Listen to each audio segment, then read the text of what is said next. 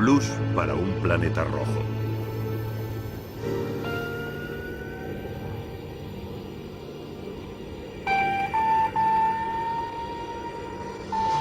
Marcianos. ¿Por qué tantas especulaciones sobre marcianos y no sobre saturnianos o plutonianos? Porque a primera vista, Marte se parece a la Tierra. Es el planeta más cercano y vemos su superficie. Tiene casquetes polares, nubes errantes, tormentas de polvo, cambios de estación y hasta un día de 24 horas. Es tentador considerarlo un mundo habitado. Se ha convertido en el escenario mítico de nuestras esperanzas y nuestros miedos terrestres. Los mitos más tentadores acerca de Marte resultaron ser falsos. Así que algunos se pasaron al otro extremo y afirmaron que Marte no era interesante. Cantaron un blues para el planeta rojo. Pero el Marte real es un mundo asombroso. Sus futuras perspectivas nos intrigan más que las antiguas aprensiones. En nuestro tiempo, hemos examinado su arena, hemos fijado una presencia y hemos cumplido con un siglo de sueños.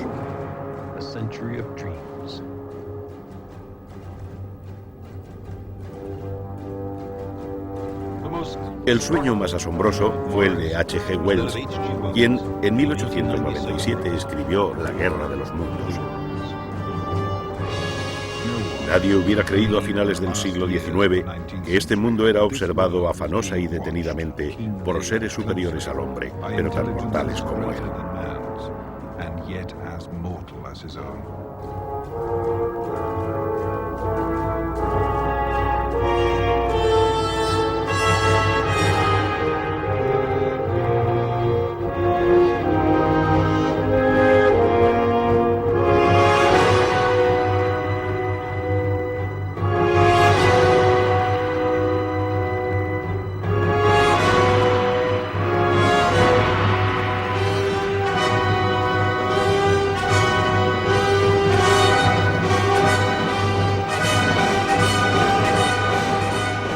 Mientras los hombres se ocupaban de sus asuntos, estaban siendo examinados y estudiados, quizás en la misma forma en que un microscopio analiza los seres efímeros de una gota de agua.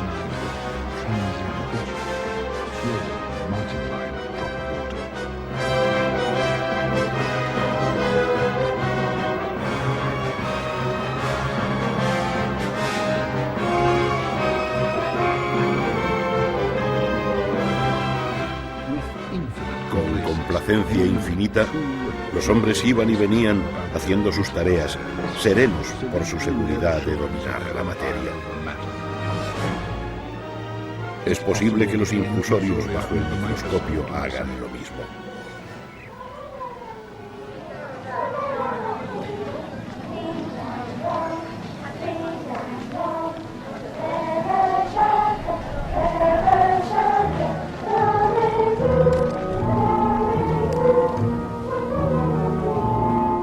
Nadie pensó que los mundos del espacio podían ser peligrosos. Si se pensó, solo fue para decir que la idea de vida era imposible o improbable.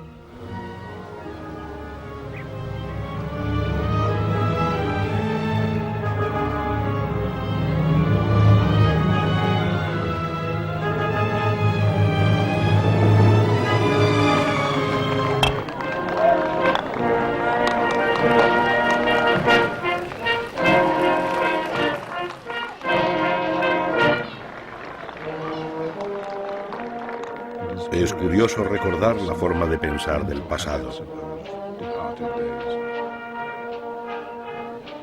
A lo sumo se pensaba que podía haber hombres en Marte, acaso inferiores, dispuestos a acoger a una empresa misionera.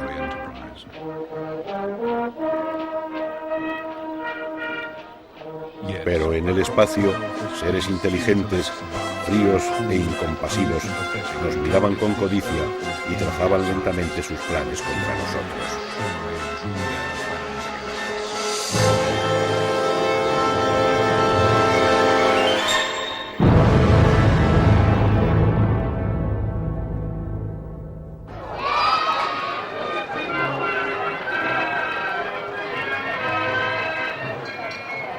Wells capturó la imaginación popular de la época victoriana, época en la que los automóviles eran una novedad. El ritmo de vida iba a paso de caballo. En este mundo, Wells introdujo una fantasía interplanetaria de astronaves, armas de rayos y marcianos implacables. Eran posibilidades originales e inquietantes. Los marcianos de Wells no eran variaciones menores de un tema humano, sino que eran el producto evolucionado de un medio totalmente extraño.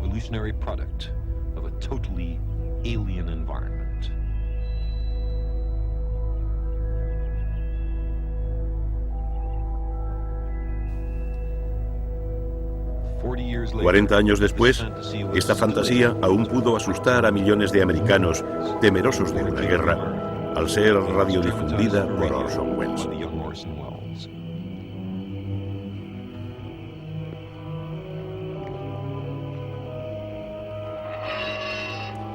Pocos años antes de publicarse el libro, en la mente del acaudalado Lowell se había formado una visión distinta sobre Marte. Para Wells, Marte fue un medio para examinar la sociedad a través de ojos alienígenas. Pero Percival Lowell creía que los marcianos eran muy reales.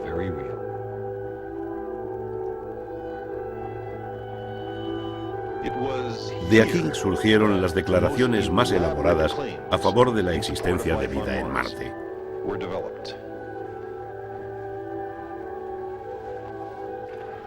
De joven, Lowell se interesó por la astronomía.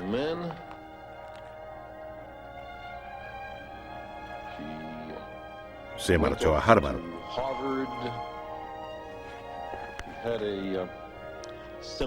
Tuvo un cargo diplomático semioficial en Corea y otras ocupaciones típicas de la gente rica de esa época.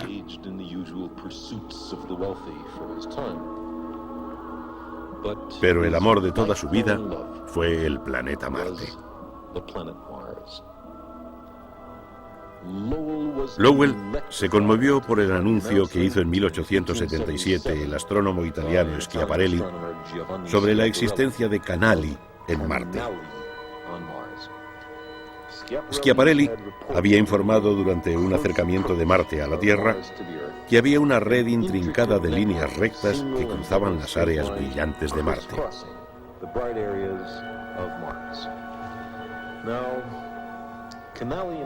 Canali significa en italiano cauces o surcos, pero rápidamente se le atribuyó el sentido de canales, palabra que comprensiblemente implica la presencia de inteligencia.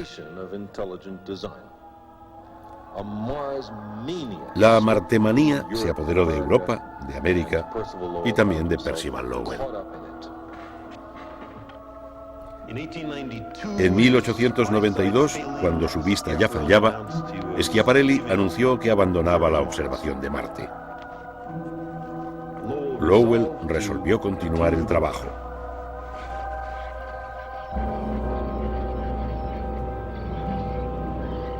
Quería un lugar de primera clase sin presencia de nubes o luces urbanas y con una buena visión. Este término se aplica a la atmósfera estática en la cual la imagen telescópica tiene un temblor mínimo.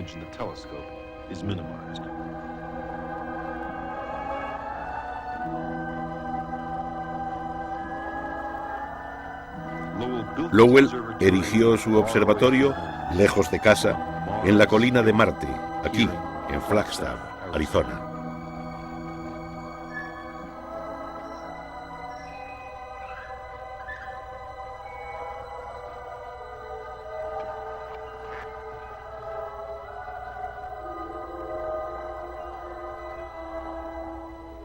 Lowell dibujó los rasgos de la superficie marciana y especialmente los canales que le hipnotizaban. Este tipo de observaciones no son fáciles. Uno se pasa horas en el telescopio en el frío del amanecer. Generalmente la visión es pobre. Si la visión es mala, la imagen será confusa y distorsionada y habrá que ignorar lo observado. Ocasionalmente la imagen es estable y los rasgos del planeta destellan maravillosamente. Se debe recordar lo visto y anotarlo con precisión. Abandonando los prejuicios y con amplitud de ideas se registra lo visto. Este es el libro de apuntes de Percival Lowell. Aquí está lo que creyó ver. Áreas brillantes y oscuras, indicios de un casquete polar y canales, gran cantidad de canales.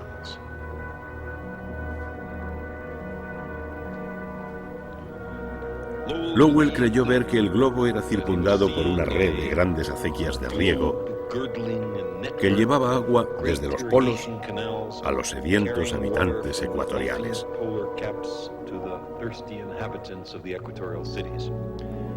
Creyó que Marte estaba habitado por una raza antigua y sabia, quizás muy distinta de nosotros. Creyó que los cambios estacionales se debían al desarrollo y marchitamiento vegetal.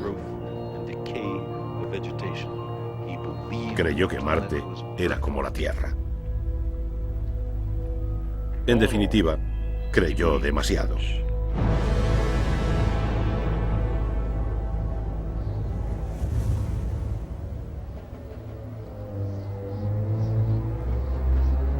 Sus marcianos eran una raza en extinción.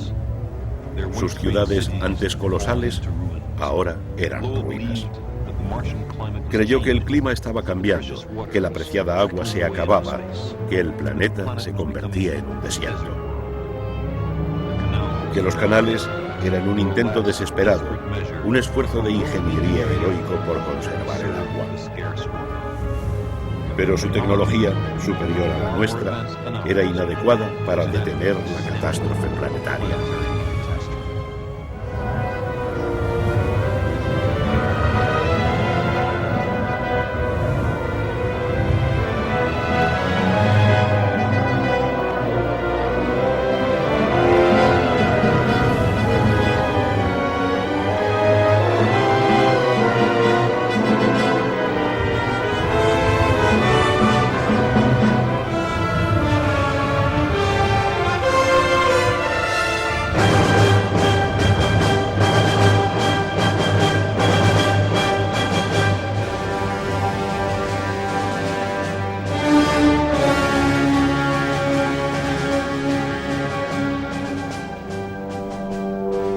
El reto contemporáneo más serio a sus ideas tuvo un origen inesperado.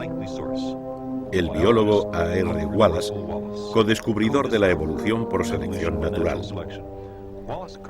Wallace demostró que el aire de Marte era demasiado frío y tenue como para que hubiera agua líquida. Escribió que solo una raza de locos construiría canales en esas condiciones. Los marcianos de Lowell eran buenos y optimistas, un poco como dioses, distintos de la maligna amenaza de H.G. Wells y Orson Welles en la Guerra de los Mundos. Ambas ideas pasaron a la imaginación pública a través de suplementos dominicales y la ciencia ficción. Generaciones de niños creyeron que un día podrían viajar al lejano planeta Marte.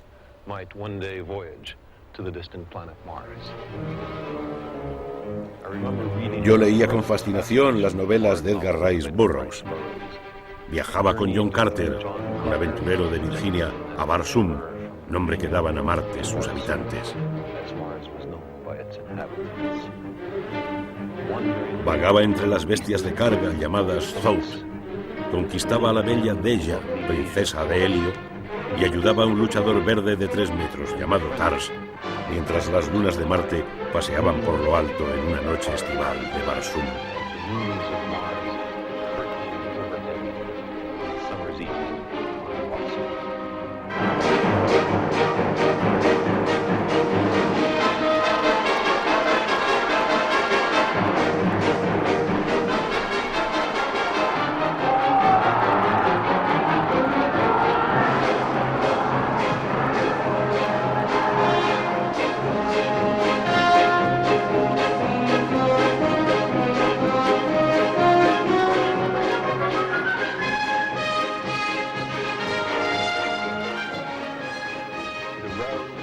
logró que generaciones de niños de 8 años como yo pensaran que el viaje a Marte era algo posible, que quizás nosotros podríamos viajar al lejano planeta Marte. John Carter llegó a Barsoom parándose en un campo, extendiendo sus manos y deseándolo con fervor.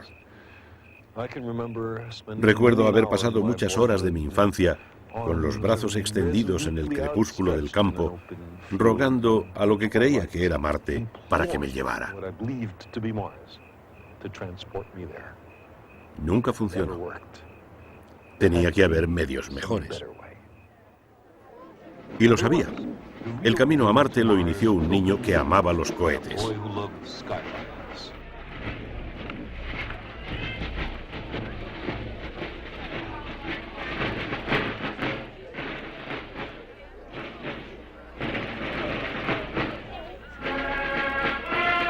Hoy, en Nueva Inglaterra, la fiesta del 4 de julio es similar a la de 1890.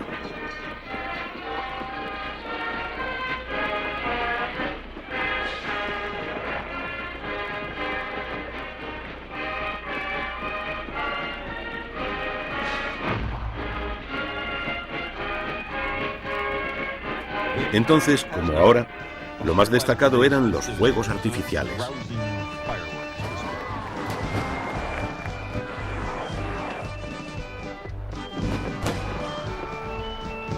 Era la parte que más gustaba a Robert Goddard. A los 16 años disparaba sus propios cohetes. En su diario escribió: 4 de julio de 1898. Disparé cañones y petardos todo el día. Y por la noche 5 cohetes.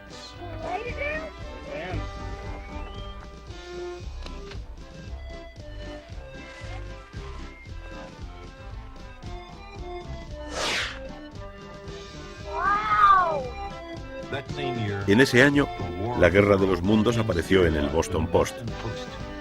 Goddard leía hasta la última palabra.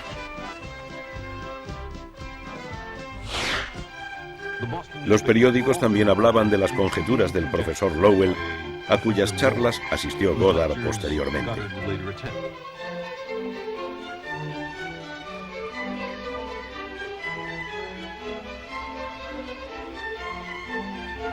Las imágenes de Marte de Wells y Lowell seducían a Goddard y a los 17 años, el 19 de octubre de 1899, se plasmaron en una visión que orientó y dio sentido a su vida.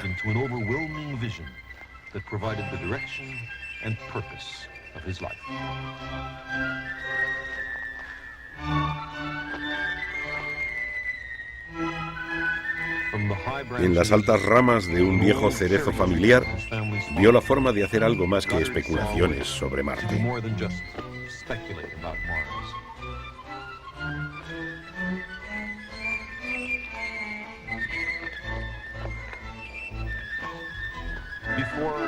Antes del avión o de la radio, Goddard decidió inventar una máquina para viajar al planeta Marte.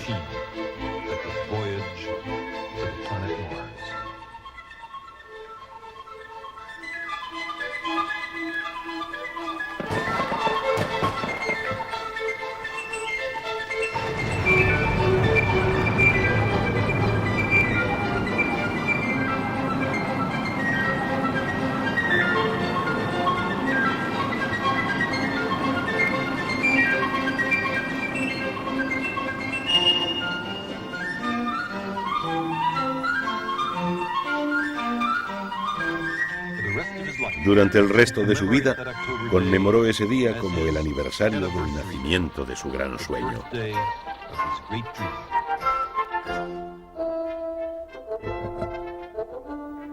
En los años 20, tras años de estudio de física e ingeniería, experimentó con cohetes de combustible líquido.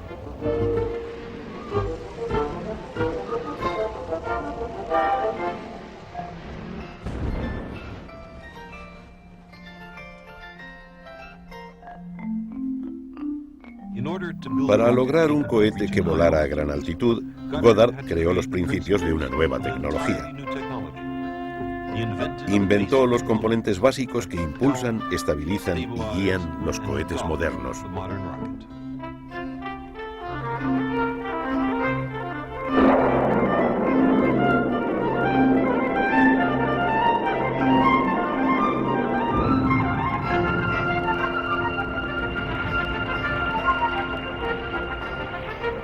Fue un trabajo arduo y difícil, pero Goddard sorteó todos los obstáculos. Los restos de una prueba eran datos para la siguiente. Depurando viejas técnicas e inventando otras, gradualmente convirtió un juguete peligroso en un vehículo interplanetario.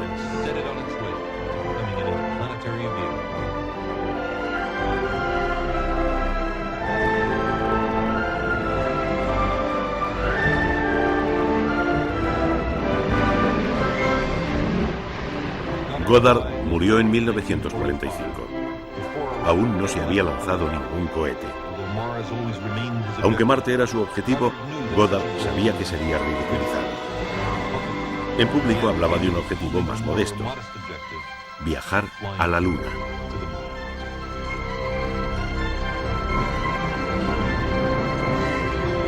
Los viajes infantiles a la Luna y a Marte, compartidos por su contemporáneo, el científico ruso K. Tsiolkovsky, se cumplieron unas décadas después de sus muertes.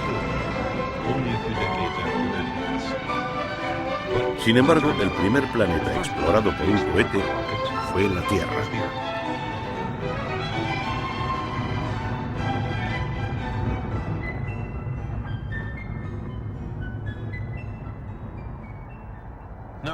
Imagínese que usted es un visitante de un planeta extraño. Se acerca a la Tierra sin ideas preconcebidas. ¿Está habitada? ¿En qué momento puede decidirlo? Al observarla no se ven signos de vida. Debemos examinarla de cerca. Si hay seres inteligentes, quizás tengan estructuras solo visibles desde distancias cortas. En este nivel de detalle, el valle de un gran río se ve sin vida. No hay signos de vida inteligente u otra en Washington, D.C., o en Moscú, o en Tokio, o en Pekín. Si hay seres inteligentes, no hicieron del paisaje formas geométricas de resolución kilométrica. Pero al aumentar 10 veces la resolución, al ver detalles a 100 metros, como un campo de fútbol, la situación cambia.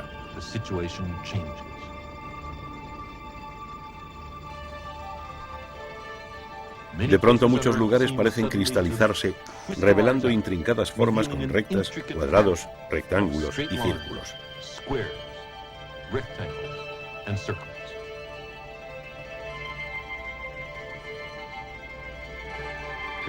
Acequias, caminos, sistemas circulares de riego que sugieren la pasión por la geometría euclidiana y la territorialidad.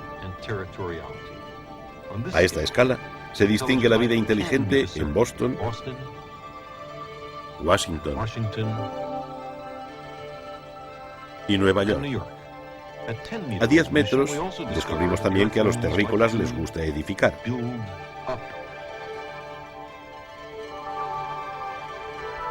Por la noche hay otras cosas visibles: los pozos petroleros del Golfo Pérsico o las luces de las grandes ciudades.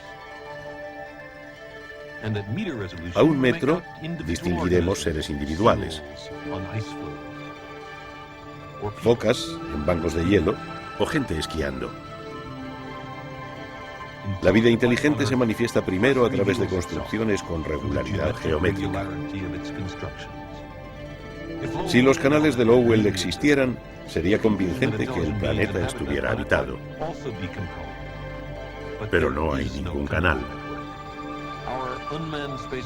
La nave Mariner examinó Marte con 1000 veces más resolución que cualquier imagen del telescopio de Percival Lowell.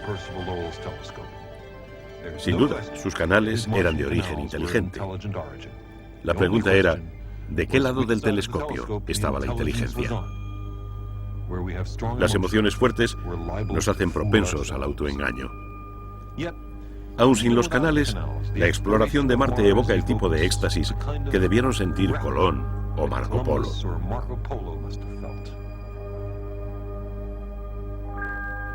Vemos cráteres de impacto, pero no hallamos canales, ni uno solo. Vemos líneas de falla y complejas cordilleras y valles, pero son muy pequeños y sus lugares incorrectos como para ser los canales, y no parecen construidos. Hay signos de agua. Valles de ríos antiguos serpentean entre los cráteres. El valle de Nirgal tiene 1000 kilómetros de largo y 1000 millones de años. Parece que hubo un tiempo en que Marte fue más cálido y húmedo que hoy. Me pregunto si alguna vez hubo vida en los remansos fangosos de esta gran red de ríos.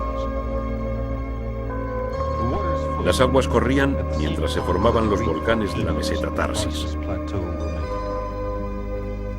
Antes de que se formaran los continentes terrestres, en Marte hubo una época muy activa. El valle del Mariner, de esa época, es un abismo extraño y vasto, cubierto con niebla. En la Tierra se extendería desde Nueva York hasta Los Ángeles. Los derrumbamientos y aludes erosionaron las paredes que cayeron al fondo. Allí el viento removió las partículas y creó campos de inmensas dunas. Hay signos de fuertes vientos. A menudo los cráteres tienen detrás rayas brillantes u oscuras, guiadas por el viento, veletas naturales en la superficie marciana. Para que la arena vuele en esa tenue atmósfera, el viento debe acercarse a veces a la mitad de la velocidad del sonido. Algunas formas son tan extrañas e intrincadas que no podemos asegurar que sea arena llevada por el viento. Hay otras marcas extrañas. Suelos surcados que parecen campos arados de 1000 millones de años. Y uno de los más extraños rasgos de Marte: las pirámides de Elisio, 10 veces más altas que las de Egipto. Quizás sean solo montañas esculpidas por el viento, pero quizás sean otra cosa.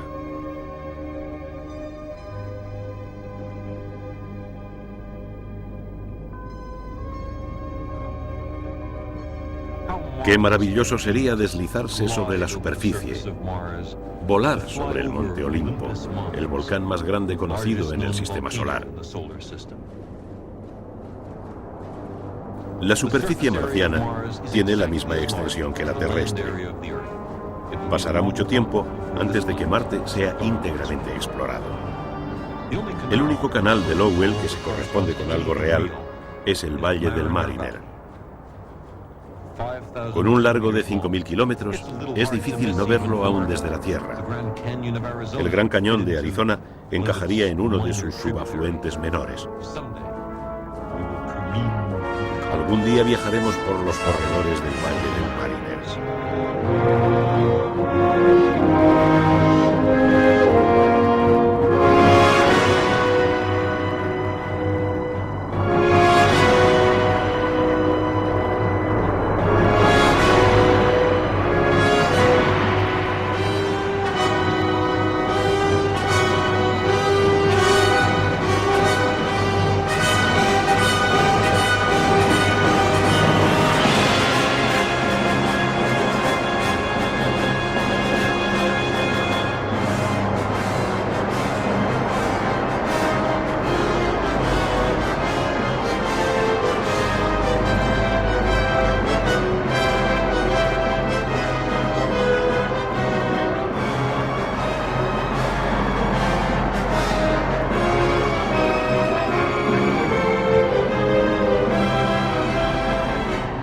Deslizarse por las dunas de arena de Marte es todavía solo un sueño.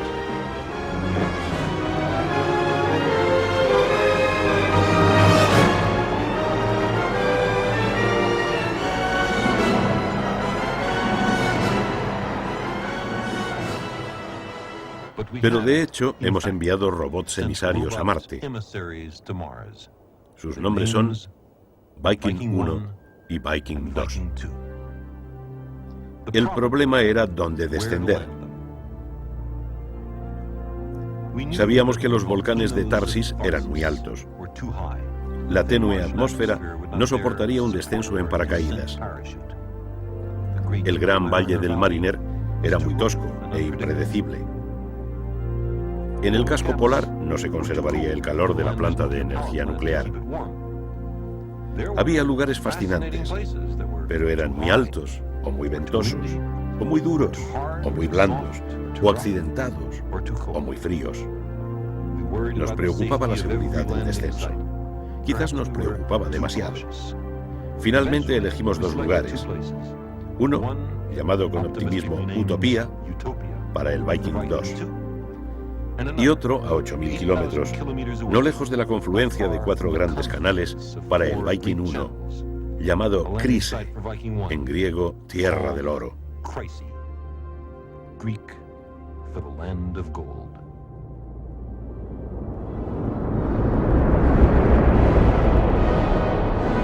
Finalmente, después de viajar 100 millones de kilómetros, el 20 de julio de 1976, el Viking 1 descendió justo en la llanura de Chryse. Menos de 80 años después de que Goddard tuviera su visión en un cerezo de Massachusetts.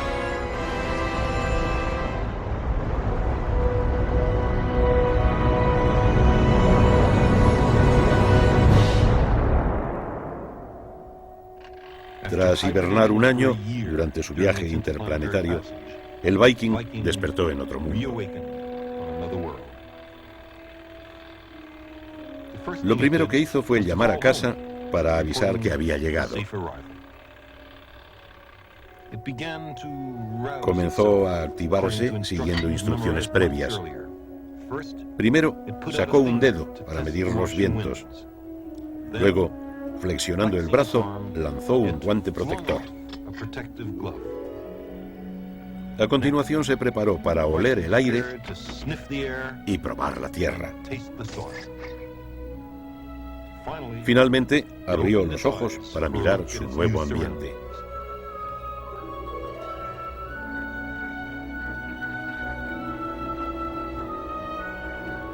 La primera foto debía ser de su propio pie.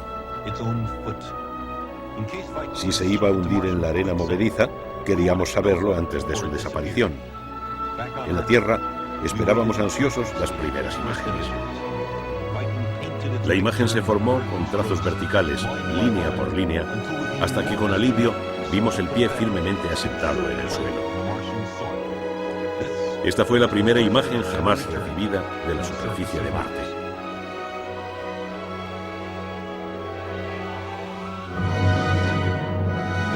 Las cámaras de cada Viking revelaron una especie de desierto rocoso. Más allá de la nave, vimos por primera vez el paisaje del planeta rojo. No parecía un mundo extraterrestre. Había rocas, dunas de arena y colinas onduladas tan naturales y familiares como un paisaje terrestre. Desde entonces, Marte sería un lugar.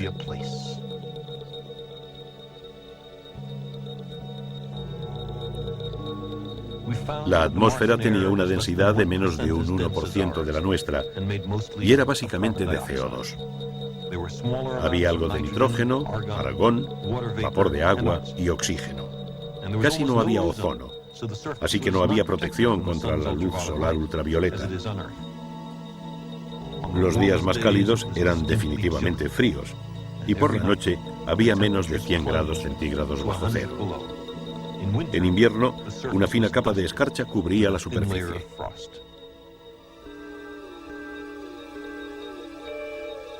Se eligieron lugares de descenso seguros y planos. Aún así, el Viking revolucionó nuestro conocimiento de este mundo rojizo. Por supuesto, me habría sorprendido ver un explorador canoso surgiendo detrás de una duna con su mula. Sin embargo, la idea parecía extrañamente apropiada. Al menos mientras miramos, no apareció ningún explorador.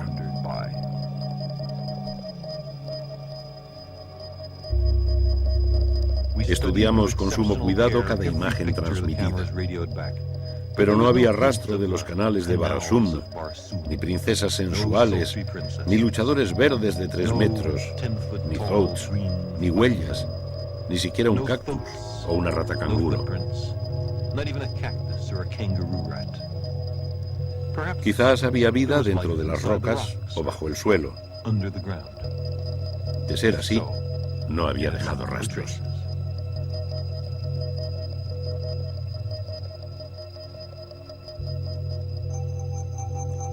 En casi toda su historia, la Tierra tuvo seres vivos, pero no eran tan grandes como para ser vistos. Quizás lo mismo se aplique a Marte.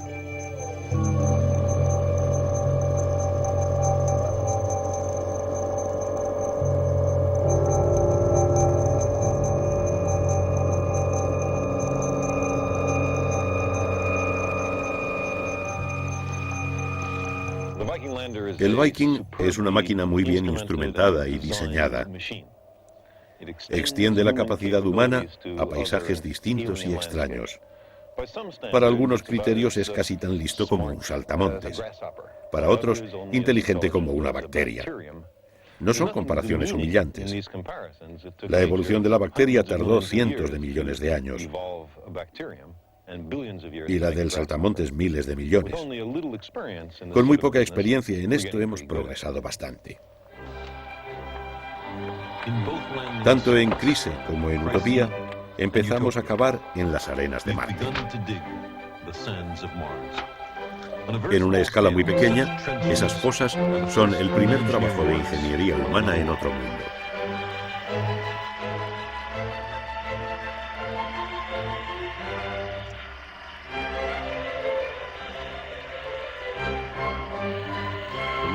El brazo robot toma muestras del suelo y las deposita en varios cedazos. Las muestras son para 5 experimentos. 2 sobre química del suelo y 3 para buscar vida microbiana. Estos experimentos biológicos son el primer esfuerzo en la búsqueda de vida en otro planeta. Los resultados son seductores, molestos, provocativos, estimulantes y profundamente ambiguos. Siguiendo criterios previos al despegue, 2 de los 3 experimentos microbiológicos parecen haber dado resultados positivos. Primero, al mezclar muestras de suelo marciano con sopa orgánica terrestre, algo del suelo pareció descomponer la sopa como si hubiera microbios marcianos metabolizando y disfrutando la sopa de la Tierra.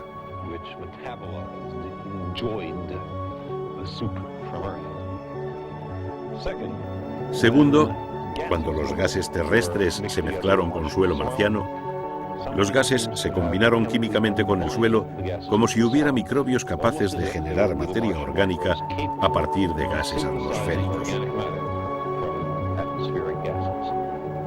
La situación es compleja. Marte no es la Tierra. Como nos recuerda el legado de Lowell, somos propensos al engaño. Quizás la luz solar ultravioleta golpea en Marte y provoca cierta química que oxida los alimentos. Quizás hay un catalizador en el suelo que combina los gases atmosféricos con el suelo para hacer moléculas orgánicas. Las arenas rojas se excavaron 7 veces en los 2 lugares de descenso, que están separados entre sí como Boston de Bagdad. Fuera lo que fuera, posiblemente estaba en todo Marte, pero ¿era algo vivo o simplemente la química del suelo? Una especie de arcilla que existe en Marte puede servir como catalizador para acelerar reacciones químicas parecidas a las actividades vitales. En la temprana historia terrestre, antes de la vida hubo pequeños ciclos químicos en el suelo parecidos a la fotosíntesis y respiración que fueron incorporados por la vida al surgir.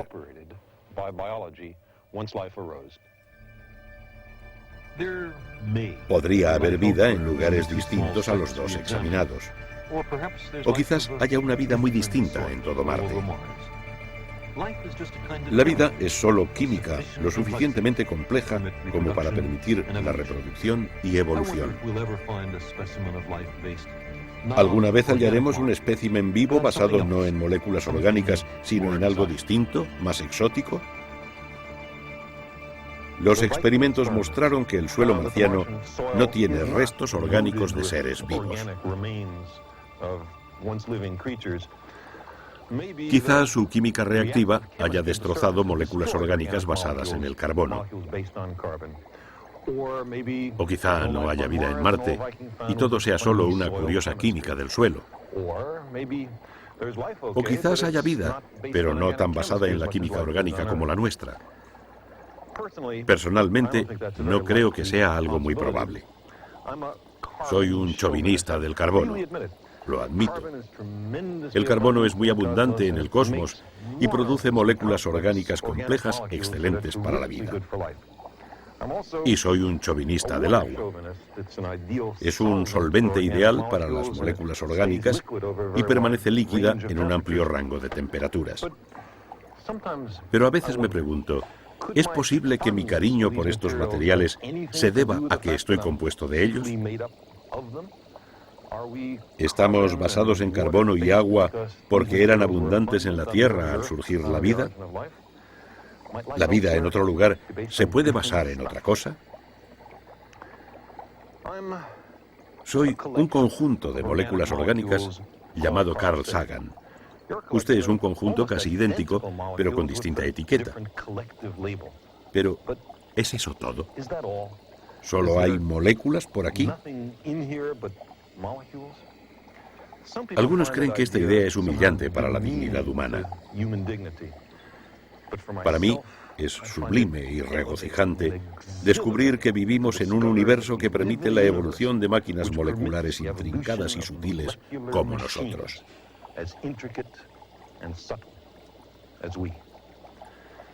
La esencia de la vida no son los átomos y moléculas que nos forman, sino el ordenamiento de estas moléculas al combinarse. A veces leemos que los productos químicos que forman nuestro cuerpo cuestan 0,97 o $10 o alguna cifra de este tipo. Es deprimente saber que estamos tan mal cotizados. Pero esto es válido para humanos reducidos a sus componentes más simples.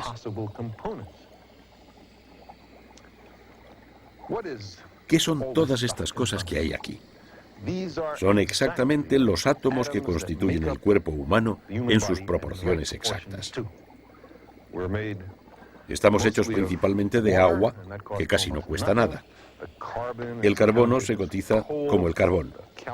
El calcio de nuestros huesos es yeso. El nitrógeno de nuestras proteínas es aire líquido. El hierro de nuestra sangre son clavos oxidados. Algo de fósforo y otros elementos. Si solo supiésemos esto, podríamos sentir la tentación de tomar todo esto y mezclarlo en un recipiente como este.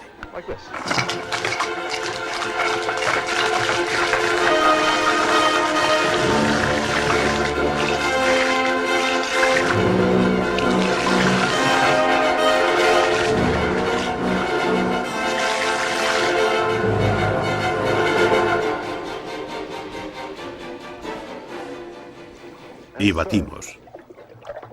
Batimos hasta cansarnos. Solo conseguiríamos una aburrida mezcla de átomos. ¿Qué otra cosa podríamos esperar? La belleza no está en los átomos que nos forman, sino en cómo se combinan. Información destilada durante 4.000 millones de años de evolución. A propósito, todos los seres terrestres tienen la misma esencia. Un gotero lleno de ese líquido podría usarse para hacer una oruga o una petunia, si supiéramos combinar los componentes. Toda la vida terrestre es la misma mezcla de los mismos átomos. Las probetas de vida de otro planeta podrían tener pequeñas moléculas y átomos distintos. pero creo que las formas vivas se basarán en general en los mismos átomos y grandes moléculas que se usan aquí. No creo que podamos sostener la idea de vida marciana apelando a cierta química exótica. A veces oímos sobre vidas en las que el silicio reemplazaría al carbono o el amoníaco al agua líquida. Pero con las temperaturas marcianas, una molécula de silicio con código genético no es plausible. Y el amoníaco solo es líquido con alta presión y baja temperatura. Quizás un día en el futuro lejano haya una colección de probetas con la bioquímica de otros mundos. No sé si habrá una con el rótulo Marte, pero si la hay, apuesto a que estará llena de moléculas orgánicas.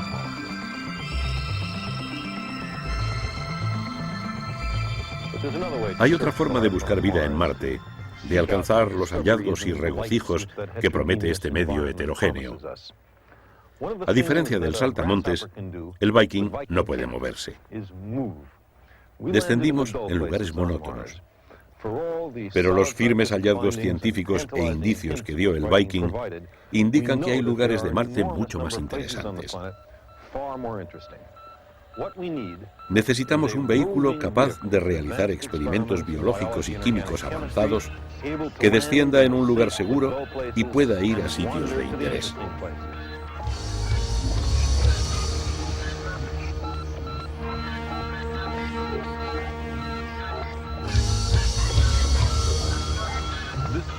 Este vehículo se desarrolló en el Instituto Politécnico Rensselaer. Son muchas las cosas tontas que no puede hacer. No tiene tiempo para preguntar si intenta un descenso abrupto. La onda de radio, que viaja a la velocidad de la luz, tarda 20 minutos en ir y volver de la Tierra. Cuando llegue la respuesta, quizás ya haya caído por un barranco. Tiene que pensar por sí solo.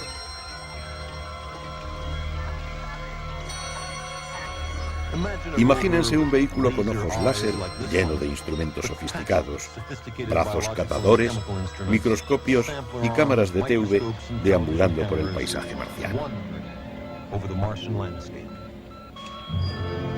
Cada día iría a un nuevo destino.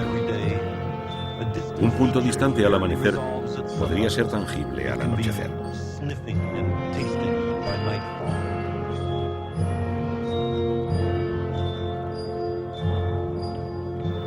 Miles de millones de personas verían la aventura por televisión mientras el vehículo explora el fondo de un antiguo río o con cautela se acerca a las enigmáticas pirámides de Elisio.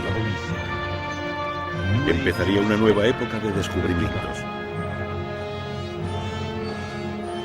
La especie humana sería testigo de la exploración de otro mundo.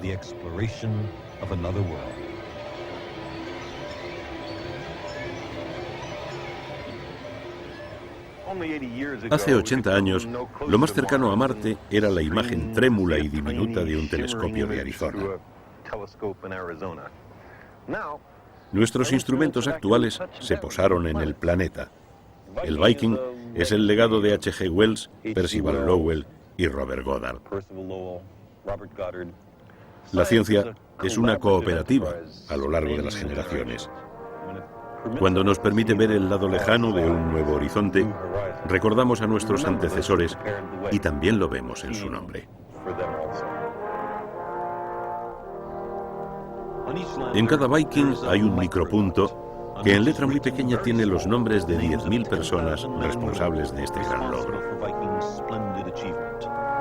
Uno de esos nombres era el de un amigo mío, el notable microbiólogo Wolf Lobo Wisniak. Fue el primero en hacer un aparato para buscar microbios en otro mundo. Sus amigos lo llamaron la trampa del lobo. Tenía un nutriente líquido que se mezclaría con el suelo marciano. Si algún microbio le gustaba, crecería y poblaría ese medio ambiente. La trampa iba a viajar a Marte, pero la NASA es vulnerable a los recortes presupuestarios y por ese motivo no pudo viajar.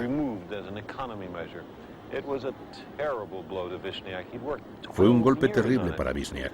Era su trabajo de 12 años. Otros se habrían largado del proyecto, pero Wisniak era apacible y perseverante. Decidió estudiar el medio terrestre más parecido al de Marte, los valles secos de la Antártida, que por mucho tiempo se creyeron sin vida. Wisniak creía que si hallaba microbios creciendo en estos áridos yermos polares, aumentarían las posibilidades de vida en Marte.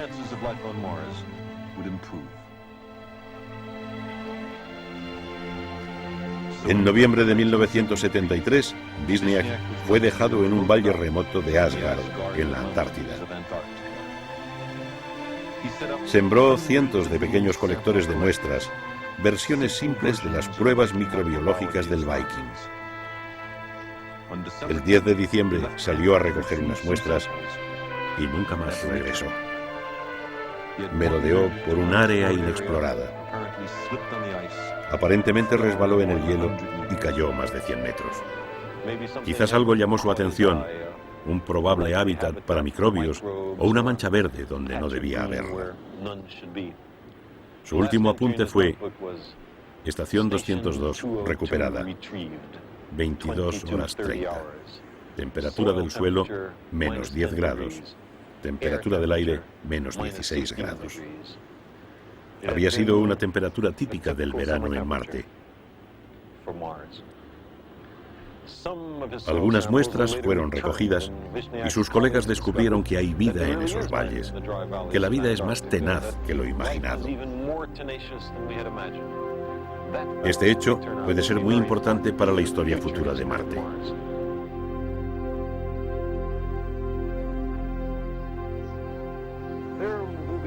Algún día Marte estará totalmente explorado. Entonces, ¿qué? ¿Qué haremos con Marte? Si hay vida allí, creo que no deberíamos hacer nada que la perturbara.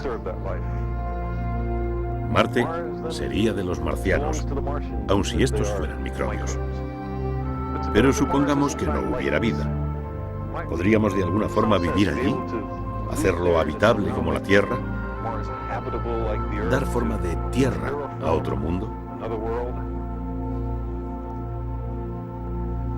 Aun siendo Marte encantador, plantea ciertos problemas. Poco oxígeno, falta de agua líquida y mucha luz ultravioleta. Pero esto se solucionaría si pudiéramos hacer más aire. Con una presión atmosférica más alta, habría agua líquida. Con más oxígeno podríamos respirar, y el ozono formaría un escudo contra la luz ultravioleta. La evidencia de agua líquida en el pasado sugiere que Marte tuvo una atmósfera más densa que no pudo haber escapado. Debe de estar en algún lugar. Seguramente en el hielo subterráneo, y la mayor parte en los actuales y más accesibles casquetes polares. Para evaporar los casquetes debemos calentarlos, cubriéndolos preferentemente con algo oscuro que absorba más luz. Tendría que ser algo económico, que se reprodujera. Existe tal producto, lo llamamos plantas. Con la ingeniería genética y la selección artificial, llegaríamos a plantas oscuras capaces de vivir en el severo medio marciano. Podrían ser sembradas en los extensos casquetes polares.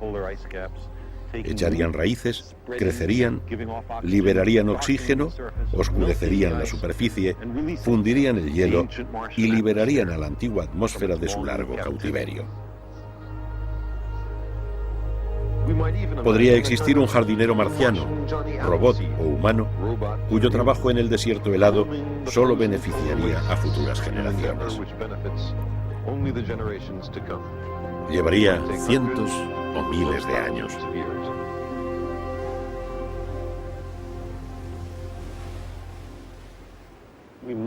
Quizá entonces desearemos conducir el agua de los casquetes en fusión a las tibias zonas ecuatoriales. Hay una forma de hacerlo. Construiríamos canales. Justo lo que Lowell creía que sucedía en Marte en su época. La idea de una red de canales hecha por marcianos puede resultar una premonición, porque si un día se le da forma de tierra a Marte, será obra de humanos cuya residencia permanente y afiliación planetaria será Marte. Los marcianos seremos nosotros.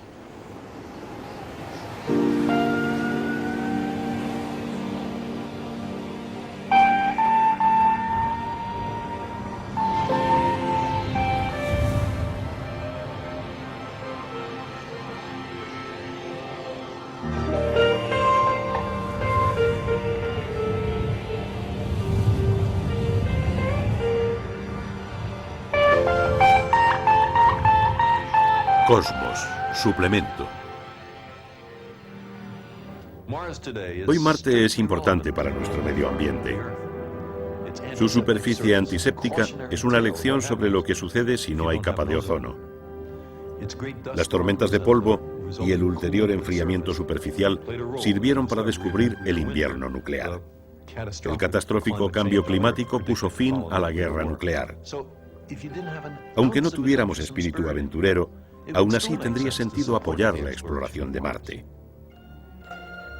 En años recientes ha habido un creciente interés por organizar el primer viaje de humanos a Marte. Antes necesitamos más misiones robóticas, vehículos globos, el regreso de misiones a prueba y más experiencia en vuelos de larga duración. Pero si todo sale bien, las naves interplanetarias serían hechas en nuestra órbita y lanzadas hacia Marte, donde un módulo de descenso se posaría. La tripulación dejaría las primeras huellas humanas en otro planeta.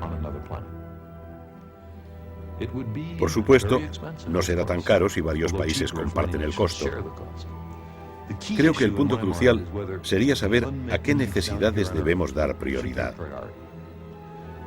Pero más bien habría que dirigir esa pregunta al presupuesto militar de actualmente $1 billón anuales a nivel mundial. Y eso es mucho dinero. Los motivos para la misión a Marte se basan en términos de exploración científica, desarrollo tecnológico, cooperación internacional, educación, medio ambiente. Algunos lo ven como una respuesta obvia a la llamada del futuro. Otros creen que debemos ir a investigar formas raras. Hay una que parece un enorme rostro humano. Personalmente creo que, como cientos de otras enormes mesetas, es obra de fuertes vientos. Pero si vamos, bien podremos estudiarla. Un notable grupo de distintos líderes americanos apoya este programa. Imagino emisarios terrestres de varias naciones en el valle de un antiguo río intentando saber por qué un mundo como el nuestro se convirtió en una edad de hielo permanente y buscando signos de antigua vida en las riberas.